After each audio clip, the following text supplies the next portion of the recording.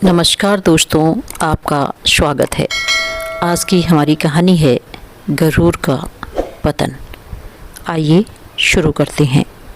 अर्पिता घर की सबसे छोटी संतान, दोनों बहनों और बड़े भाई की चहेती, मानो किसी कारीगर के हाथों से तराशी हुई मूर्ति हो। गोरा निखरा चेहरा, बड़ी बड़ी अभिव्यक्त आँखें और माथे पर हमेशा सजे रहने वाली एक कोमल मुस्कान। पढ़ाई में होशियार इतनी कि स्कूल में पुरस्कारों का ढेर लगा दिया था, और व्यक्तित्व ऐसा कि मोहल्ले की लड़कियां उसके पहनावे और अंदाज की नकल करती। पिता, जो शहर के नामी व्यवसायी थे, अक्सर कहते, मेरी अर्पिता मेरे जीवन का सबसे बड़ा गर्व है। जब मैं इसे देखता हूँ तो लगता है जैसे मेरे सारे सपने एक चेहरा पाकर मेरे सामने खड़े हैं। माँ के लिए वह न सिर्फ लाडली थी, बल्कि उनकी अधूरी इच्छाओं का जीता जागता रूप थी। माँ अक्सर उसे देखते हुए कहती, मेरी बेटी इतनी सुंदर और समझदार है कि इसकी ससुराल तो किसी खूबसूरत महल में होनी चाहिए। अर्पिता के सपनों में भी यही था, एक ऐसा जीवन साथी जो शिक्षित हो, सुसंस्कृत हो और उसे अपने जीवन में वह सम्मान दे जिसकी वह हकदार है। और किस्मत ने मानो उसके मन की बात सुन ली थी। अश्विन, एक ऐसा नाम जो घर में पहली बार सुनते ही सभी के दिल में उतर गया। वह पढ़ा लिखा, संस्कारी और विदेश में अपना व्यापार संभालने वाला युवक था। सबसे बड़ी बात यह थी कि वह अपनी माँ की पसंद को अपने जीवन का सर्वोच्च निर्णय मानता था। उसने जब कहा, माँ ने जिसे मेरे लिए चुना है वही मेरे लिए सब कुछ होगी, तो मानो अर्पिता के सपनों के सभी रंग एक ही तस्वीर में समा गए। शादी की तैयारियां शुरू हुई। घर में रंग बिरंगे पर्दे, रिश्तेदारों की आवाजाही, गीत संगीत की गूंज और रसोई में बनते पकवानों की खुशबू। हर तरफ उत्सव का माहौल था। मोहल्ले भर की नज़रें अर्पिता पर थी। वह दुल्हन बनकर जैसे ही चौखट पर आई, सबकी सांसें थम गई। उसकी आंखों में भविष्य का एक सुनहरा सपना तैर रहा था। एक ऐसा घर जहां वह अपने प्रेम और सेवा से सभी का दिल जीत लेगी। पर उसे कहाँ मालूम था कि यही चौखट जिसके पार वह आज खुशी खुशी कदम रख रही है, आगे चलकर उसके जीवन की सबसे कठिन परीक्षाओं की शुरुआत होगी। शादी के बाद अर्पिता ने जैसे अपने भीतर की हर ऊर्जा, हर उम्मीद, हर सपना एक नए घर में बसाने के लिए समर्पित कर दिया। सुबह सूरज की पहली किरण के साथ वह उठती, रसोई में जाकर चाय का पानी चढ़ाती, फिर नाश्ते की तैयारी, घर का झाड़ू पोंछ, कपड़ों की धुलाई, सास की दवाइयाँ, ननद की पसंद नापसंद, रिश्तेदारों की आवभगत। दिन कब निकल जाता उसे खुद भी नहीं पता चलता। शुरुआती दिनों में अर्पिता के मन में उत्साह था, मैं सबको खुश कर दूंगी, बस थोड़ा समय लगेगा। पर जल्द ही उसे एहसास हुआ कि इस घर में खुश करना आसान नहीं है। ननद की आंखों में जैसे कोई छुपी हुई नाराज़गी रहती। जरा सी गलती पर ताने तैयार रहते। भाभी, इतना भी नहीं पता मायके में क्या सिर्फ ऐसी ही करती थी।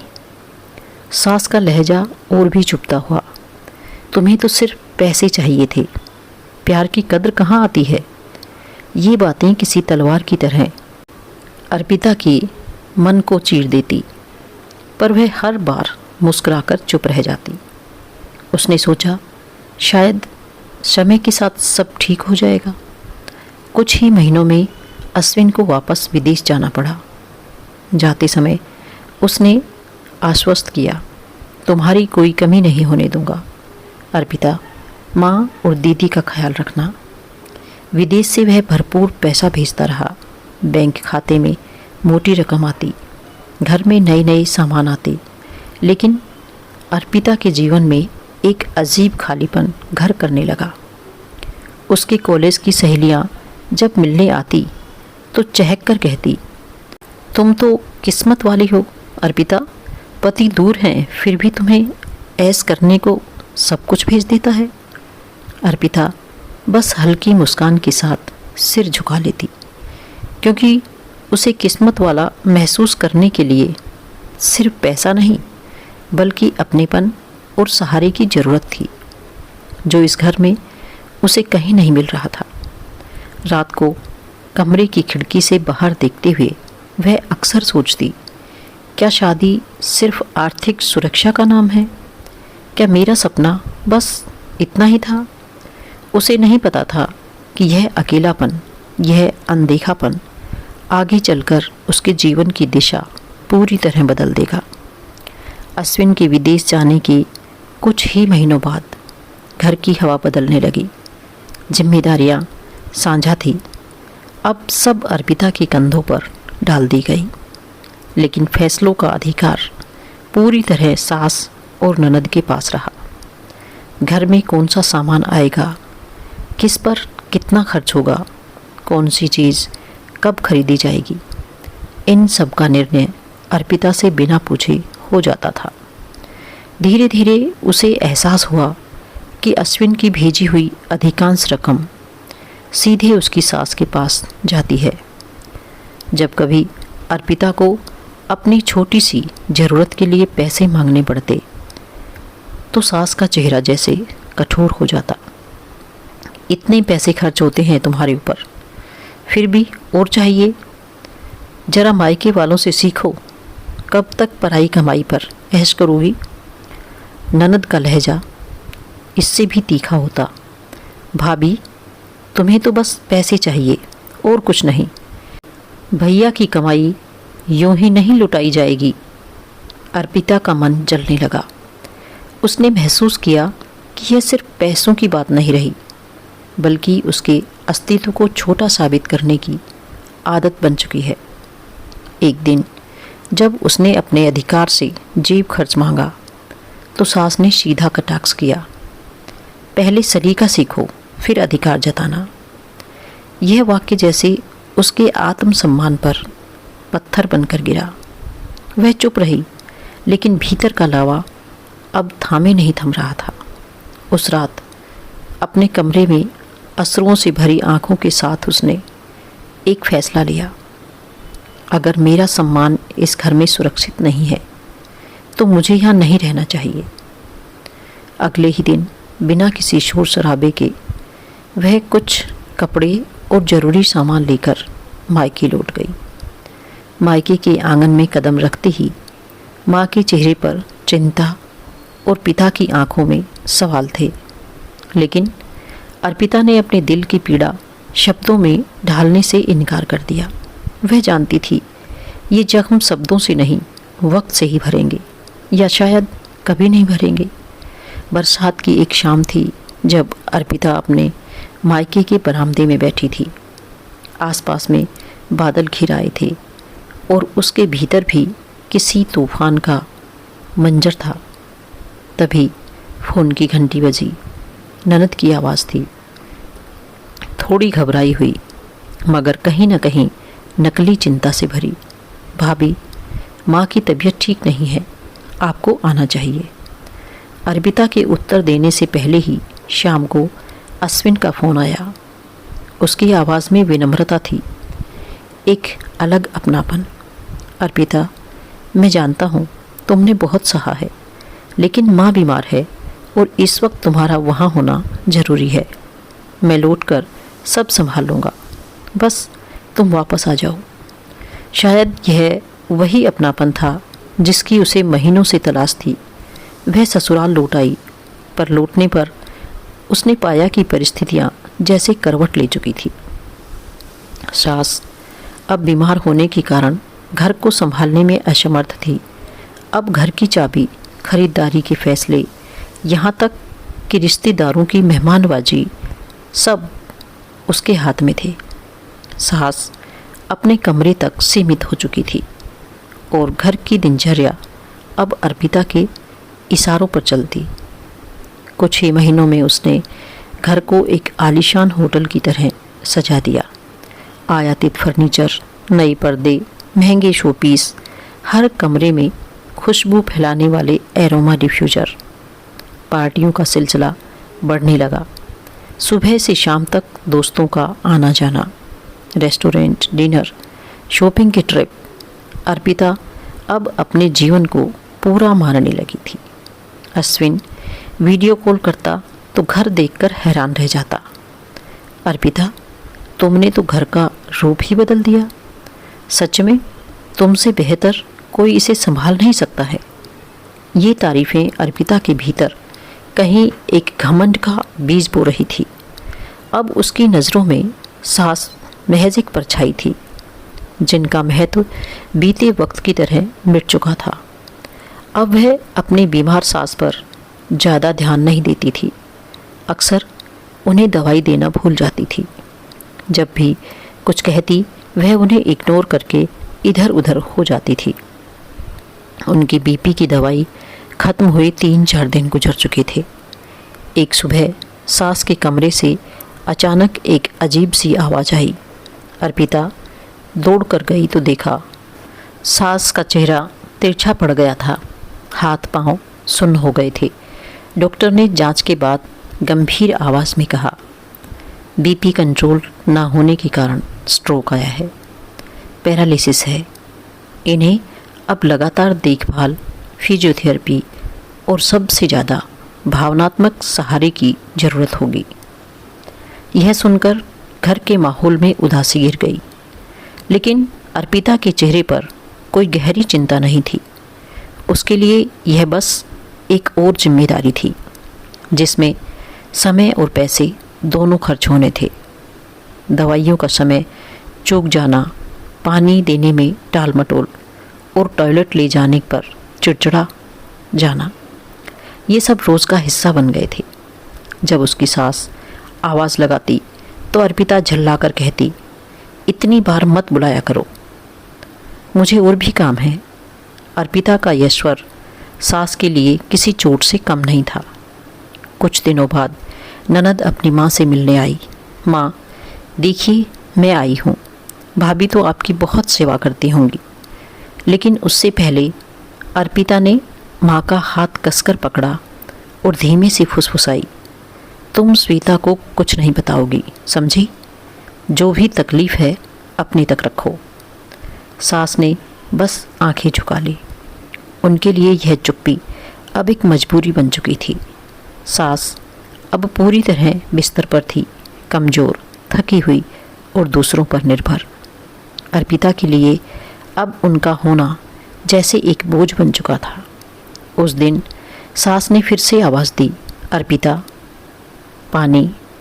अर्पिता ने मेकअप का ब्रश रखते हुए चिढ़ते स्वर में कहा, दिन में कितनी बार बुलाओगी? मेरी भी अपनी ज़िंदगी है। उसकी नज़रें मोबाइल पर लगी थी, एक दोस्त के मैसेज में, जिसमें वीकेंड पार्टी का इनविटेशन था। अब अर्पिता पार्टी से लौटी तो कमरे में हल्की सी बदबू फैली हुई थी। अर्पिता पानी की बाल्टी लिए अंदर आई। माथे पर पसीना और आंखों में झुंझलाहट साफ झलक रही थी। अरे माजी, सुबह तो साफ किया था, फिर से, उसने चादर पलटते हुए कहा। सास ने धीमी टूटी आवाज़ में जवाब दिया, बेटा, कंट्रोल नहीं हो पाया। माफ़ कर दे, माफ़ कर दे, माफ़ कर दे, हर रोज़ यही हो रहा है। मैं भी इंसान हूँ, कोई मशीन नहीं। अर्पिता बड़बड़ाती हुई गीले कपड़े उठाने लगी। कभी सास अचानक उल्टी कर देती तो अर्पिता को भागते भागते उनके पास आना पड़ता। अर्पिता, जल्दी आ, उल्टी आ रही है। अभी अभी तो साफ किया था, अब फिर से।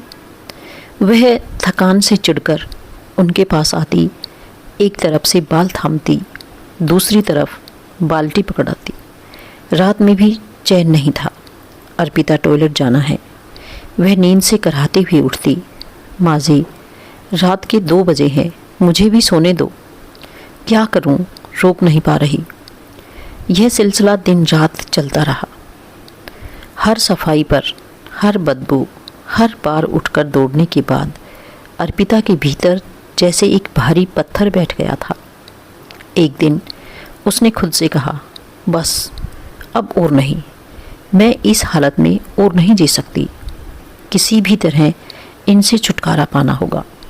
तभी उसके मन में एक ख्याल आया, अगर मैं 2-3 दिन मायके चली जाऊं तो सब आसान हो जाएगा, शायद ये तकलीफ़ ख़त्म ही हो जाए। अर्पिता ने सुबह सुबह अपना छोटा सा ट्रॉली बैग निकाला। मन में एक अजीब सी ठंडक थी, जैसे किसी ने भीतर की सारी गर्माहट खींच ली हो।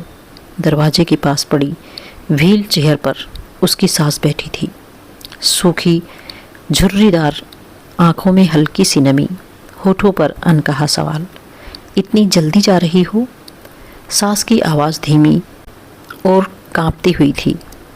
अर्पिता ने बिना नज़र मिलाए कहा, बस कुछ दिन मायके जा रही हूँ, आराम से रहिएगा। अंदर ही अंदर उसके मन ने तर्क कर लिया, अब इनकी हालत ऐसी है कि 2-3 दिन में। उसने सोच को वही रोक लिया। उसने रसोई की खिड़की बंद की, पानी की टंकी की टोटी कसकर घुमाई और फ्रिज का प्लग निकाल दिया, मानो घर को भी सर्द नींद में भेज रही हो। जब वह ताला लगाने झुकी तो पीछे से सास की हल्की सी खांसी और टूटी हुई आवाज़ आई, पानी, जरा पानी दे दे। अर्पिता के हाथ में चाबी कांपी, पर अगले ही पल उसने दरवाज़ा खींचकर बंद कर दिया। थोड़ा भूख प्यास क्या होती है, 2 दिन की बात है। गली के मोड़ पर ऑटो रुकते ही उसने एक बार मुड़कर देखा। खिड़की के पीछे से सास की परछाई, जैसे किसी पुराने पेड़ की सूखी डालियां हवा में अकेली डोल रही हो। सास अपने बिस्तर पर पड़ी रह गई, भूखी प्यासी और लाचार। दिन ढलते रहे, घर की दीवारों ने सिर्फ उनकी कराहें सुनी और हवा में बस अकेलेपन की नमी भरती गई। अचानक तीसरे दिन शाम को घर के बाहर कार आकर रुकी। दरवाज़ा खोलते ही अंदर घुसे अश्विन के हाथ में सूटकेस था। उसे घर अजीब खामोश लगा। वह सीधे माँ के कमरे में गया और सामने का दृश्य देखकर जैसे उसकी सांस रुक गई। माँ बिस्तर पर बिखरे बाल, सूखे होठ, आँखों में गहरी प्यास और चेहरा पीला पड़ चुका था। माँ, ये क्या हाल हो गया आपका? अश्विन की आवाज़ कांप रही थी। माँ ने कुछ कहने की कोशिश की, लेकिन शब्द गले में अटक गए। तभी बगल के घर की पड़ोसन, जो अश्विन की माँ का हाल चाल देखने के लिए आती रहती थी, धीमे से बोली, बेटा 3 दिन से कोई दरवाज़ा नहीं खोल रहा था। तुम्हारी बीवी तो ताला लगाकर चली गई। माँ अकेली पड़ी रही, न खाना न पानी। अश्विन का चेहरा कठोर हो गया। गुस्से में उसकी मुट्ठियाँ भिज गई। उसने बिना देर किए अर्पिता को फ़ोन किया, लेकिन आवाज़ में अब कोई विनती नहीं थी। तुम अपने मायके में रहो, तुम्हें यहाँ लौटने की कोई ज़रूरत नहीं है। शाम तक वह खुद अर्पिता के घर पहुँच गया। अर्पिता को सामने देखते ही ठंडे स्वर में कहा, तुमने मेरे भरोसे को तोड़ा है, मेरी माँ के जीवन के साथ खेला है, अब हमारे बीच कुछ नहीं बचा। अचानक अश्विन की आवाज़ सुनकर अर्पिता के पैरों तले ज़मीन निकल गई। अर्पिता ने कुछ कहने की कोशिश की, लेकिन अश्विन की आंखों में जो नफ़रत और दर्द था, उसने उसकी ज़बान को रोक दिया। अश्विन के भीतर लावा फूट पड़ा। उसके हाथ कांप रहे थे, गुस्से से, शर्म से और धोखे की जलन से। अर्पिता रो रोकर माफ़ी मांगती रही, लेकिन अश्विन ने उसे माफ़ नहीं किया। कुछ ही हफ्तों बाद अर्पिता के मायके के दरवाजे पर डाकिया एक लिफाफा थमा गया। उसने अनमने ढंग से खोला। अंदर तलाक का नोटिस था, साथ में एक छोटा सा कागज़ जिस पर अश्विन की लिखावट थी। जिस औरत को मैंने अपना घर, अपना नाम, अपना भरोसा सब कुछ दिया, उसने मेरी माँ को मरने के लिए अकेला छोड़ दिया। मेरे लिए अब तुम सिर्फ अतीत हो अर्पिता और मैं अतीत के पन्ने नहीं पलटता। उस चंद पंक्तियों में एक ठंडा तेज वार था जिसने उसकी सांसें रोक दी। दिन गुजरते ही एक और खबर बिजली की तरह गिरी। अश्विन की दूसरी शादी हो चुकी है। सोशल मीडिया पर मुस्कुराती हुई तस्वीरें मालाओं के साथ, और उसके पास बस आँखों में जलन और दिल में टीस। मायके में भी अब अर्पिता के लिए जगह नहीं रही। भाई भाभी के ताने, माँ बाप का ठंडा व्यवहार। ससुराल तो पहले ही बंद हो चुका था। उसका कमरा, उसके सपने सब कहीं गुम हो चुके थे। अब सिर्फ एक छोटा सा कोना, एक टूटा सा बिस्तर और चारों ओर घना खालीपन। रात को जब वह तकिए में चेहरा छुपाती तो अश्विन की लिखी हुई वो पंक्तियाँ कानों में गूंजती, तुम अब सिर्फ अतीत हो, और उस अतीत से लौटने का रास्ता कहीं नहीं था। दिन बीतते गए। शुरुआती गुस्सा, ताने और बहाने सब धीरे धीरे थम गए। अब अर्पिता के पास सिर्फ खामोशी बची थी, वो खामोशी जो किसी भी चीख से ज़्यादा चुभती है। एक शाम बरामदे में बैठी वह यूं ही सोच में डूबी थी जब उसके पिता चुपचाप पास आकर बैठ गए। काफ़ी देर तक कुछ बोले नहीं, फिर धीमे स्वर में कहा, बेटी, जिंदगी खेत की तरह होती है। जो बीज हम बोते हैं वही फल हमें काटना पड़ता है। अगर कांटे बोए तो फूल कैसे उगेंगे? अर्पिता ने आंखें नीचे कर ली। इन शब्दों ने उसके भीतर छुपे सच पर आखिरी मोहर लगा दी थी। उसे अब साफ दिखने लगा था कि प्यार और रिश्ते सिर्फ पैसों और ऐशो आराम से नहीं चलते। उनके लिए दिल, वक्त और भरोसा चाहिए, जो उसने कभी दिया ही नहीं। समय आगे बढ़ता रहा, लेकिन अर्पिता की दुनिया उसी जगह ठहरी रही। उसके घर की दीवारें अब सन्नाटे से गूंजती थी। बैठक में एक तस्वीर टंगी थी, अश्विन और उसकी माँ की, मंदिर में खिंचवाई गई। अर्पिता अक्सर घंटों उसे निहारती रहती, कभी पछतावे में, कभी यादों में। लेकिन तस्वीरें बदलना आसान है, बीता हुआ सच नहीं। और इस तरह अर्पिता की ज़िंदगी का घर आबाद होते हुए भी सुनसान हो गया, जहाँ सिर्फ सन्नाटा रहता है और एक औरत जो अपने अतीत को रोज़ आँखों से देखती है, मगर उसे बदलने की ताकत अब उसके पास नहीं है। तो दोस्तों, यह थी हमारी आज की कहानी।